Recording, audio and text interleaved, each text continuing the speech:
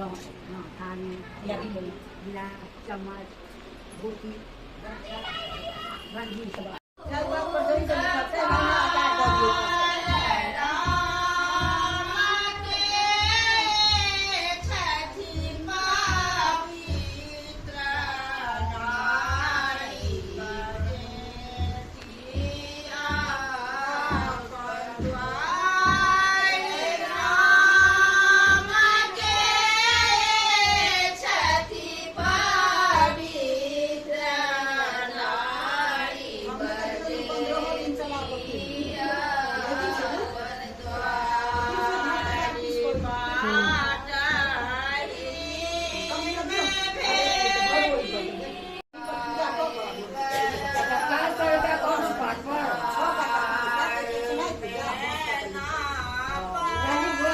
बुझ गई।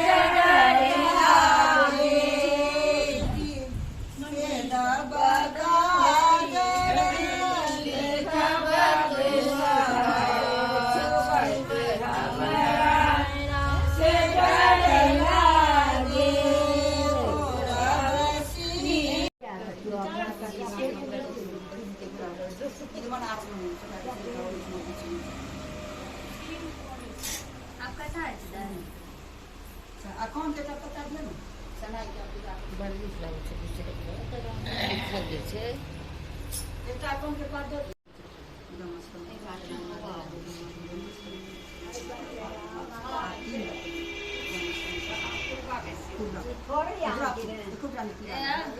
बड़ पजरत छले आ टिकलो खा देख अच्छी छै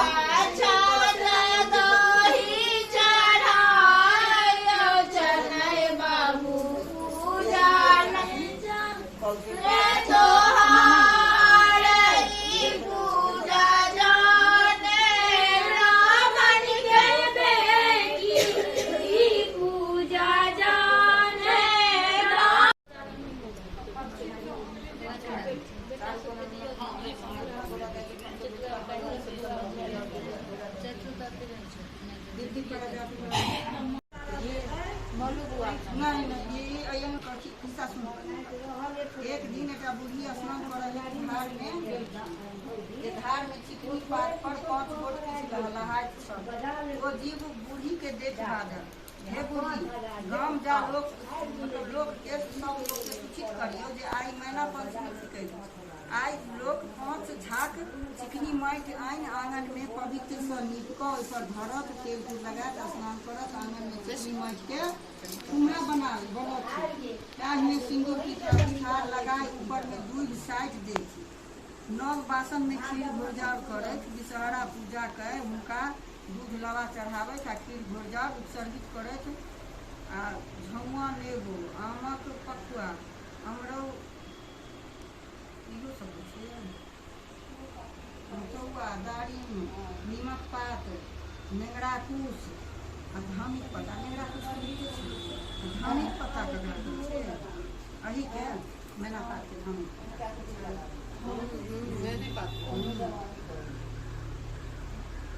धामिक पात आदि चढ़ाबै छै। ई सब केलाक बाद आइ सब केओ पीत पोत खाइत, मतलब निम्न गो घोरजाउर खाइत। घरक दुआर सब पर गाय के गोबर से दुनू भाग में फेंच कारने नागक चित्र बनाबै। घरक मुहार पर ओकरा मुँह में दही आ दूध लगा दै छै, जे केओ एहि तरहे एकरा लिए तो गौर के एहिठमा धरू पूरी काट में एकटा गौर के आर धरू, बस आब